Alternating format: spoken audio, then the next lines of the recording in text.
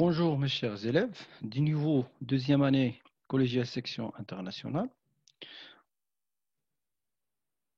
On commence le troisième chapitre de la matière physique-chimie de titre les molécules et les atomes. Donc ce chapitre comporte trois parties.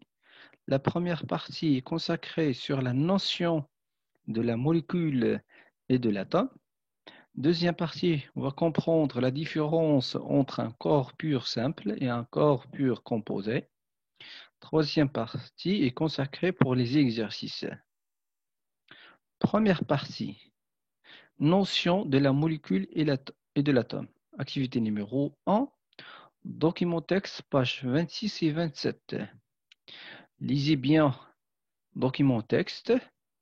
Donc, c'est un dialogue entre Inès et Selma pour comprendre la différence entre la molécule et l'atome, jusqu'à le dernier tableau, comme montre le figure. Maintenant, on passe pour conclusion. Donc, on va comprendre que un atome est la plus petite particule de la matière. Elle est indivisible. On le représente par un symbole chimique. Toute matière est constituée d'atomes. Et l'ordre de grandeur du diamètre de l'atome est sur le angstrom. Un angstrom est égal à 10 à la puissance moins 10 mètres. Deuxième partie de la conclusion. Les scientifiques ont choisi de représenter chaque type d'atome par un symbole fait d'une lettre majuscule, par exemple le carbone avec la lettre C, l'hydrogène avec la lettre H et l'oxygène avec la lettre O. Ou bien par un symbole fait par deux lettres dont la première est majuscule et la deuxième est minuscule. Par exemple, en Cu, c'est le cuivre parce qu'on a deux atomes, ou bien plus d'atomes parce qu'on a le cuivre, on a le calcium, on a le cuivre et le carbone. Donc, les trois atomes, première lettre c'est C, donc on peut faire une petite différence entre les, par exemple, le calcium et le cuivre. Donc, on va ajouter une deuxième lettre qui est minuscule. On va obtenir Cu pour le cuivre et Ca pour le calcium. La même chose pour la molécule de fer, ou bien l'atome de fer, Fe. Donc, parce qu'on a déjà un atome, c'est le fluor avec la lettre F. Et le plutonium PO, on a déjà un atome de la lettre P, c'est le phosphore. On passe maintenant pour la deuxième notion d'une molécule, ou bien c'est la modélisation de ces atomes par des sphères de couleurs différentes. Voilà un tableau pour les 7 atomes qui seront dans le contrôle.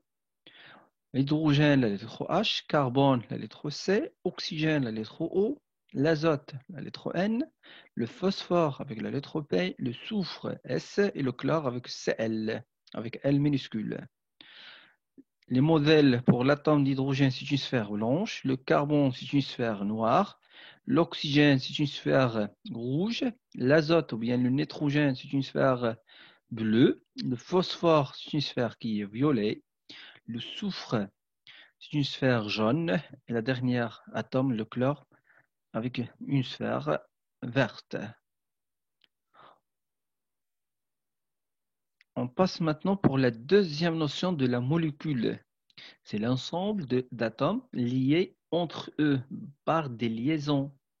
On le représente par une formule chimique. Donc on a la différence ici. L'atome, on dit c'est un symbole chimique, mais pour la molécule, on dit c'est une formule chimique qui permet de connaître le type d'atome et leur nombre. L'ordre de grandeur de la molécule, c'est le nanomètre. Avec un nanomètre est égal à 10 à la puissance moins 9 mètres. Donc, on va modéliser quelques molécules. Par exemple, le dioxyde de carbone, vous connaissez le CO2. Il comporte premier atome, c'est le carbone, avec la lettre C. Deuxième atome, c'est l'atome d'oxygène. Mais on a un chiffre qui correspond, on a deux atomes d'oxygène. Donc, on peut faire un modèle pour CO2. Ce sont 3 sphères.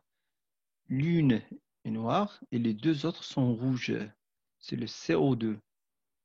Pour le deuxième deuxième molécule, c'est la molécule de l'eau. Vous connaissez H2O. Le H, c'est l'atome d'hydrogène. Avec le 2 correspond au nombre de l'hydrogène. Et on a un seul atome d'oxygène, O. Donc, je peux faire un modèle avec 3 sphères. 2 sont blanches et une elle est rouge de l'oxygène. Voilà le modèle de la molécule de l'eau. On passe maintenant pour voir quelques molécules qui sont en 3 dimensions, 3D. Voilà 6 ou bien 7 molécules. La première, c'est le méthane, c'est le butane, C4H10. La deuxième, c'est le dioxyde de soufre, SO2. Troisième, c'est CO2, le dioxyde de carbone. Quatrième, c'est le méthane, CH4. Cinquième, c'est le dioxygène O2. Sixième, c'est le propane, C3H8. Et la dernière, c'est N2, c'est le diazote. Voilà un tableau des autres molécules, le nom et la formule chimique et le modèle. Par exemple, le dichlore, le di, ça veut dire deux. Donc, 2 atomes de chlore, c'est 2 atomes qui sont vertes. On a l'ammoniac, NH3, 3 atomes d'hydrogène de sphère blanche et une bleue. Et l'ozone, O3, ce sont 3 atomes d'oxygène. Donc, on a 3 atomes où il y a 3 sphères rouges. On passe maintenant pour la deuxième partie. Ce sont les corps qui sont purs, simples et des corps purs composés.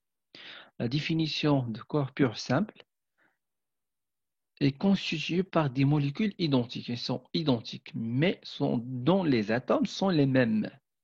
Si je prends par exemple le diazote, la molécule c'est N2 et les 2 atomes sont bleus. Ou bien le dichlore, on a 2 atomes qui sont verts, de même couleur.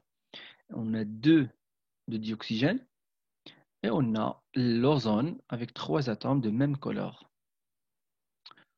On passe maintenant au deuxième type, c'est un corps pur composé. Donc, est constitué par des molécules qui sont même identiques, mais dont les atomes sont différents. Par exemple, le C4H10. On a 2 types d'atomes, le carbone et l'hydrogène. La même chose SO2, on a 2 types, c'est le soufre et l'oxygène. Et le CO2, on a 2 types, le méthane, on a 2 types, C et le H. Donc si on a 2 types ou bien plusieurs types d'atomes, on dit que c'est un corps pur qui est composé. La dernière partie, la partie des exercices. On a des exercices de 1 jusqu'à 8, page 31 jusqu'à 33, du livre Univers Plus. Voilà les images. Ce sont des exercices très simples. Donc il faut bien réviser le cours, bien représenter chaque atome et chaque molécule par son modèle, ou bien par une formule chimique pour les molécules, ou bien par un symbole chimique pour les atomes. Contactez-moi soit sur ma chaîne YouTube pour regarder les cours, ou bien sur ma page Facebook, ou bien envoyez-moi des messages, ou bien des questions, ou bien des exercices pour les corriger à ma boîte Gmail, prof.hp2.physique@gmail.com. Merci de votre attention et à plus tard pour un autre chapitre. Au revoir.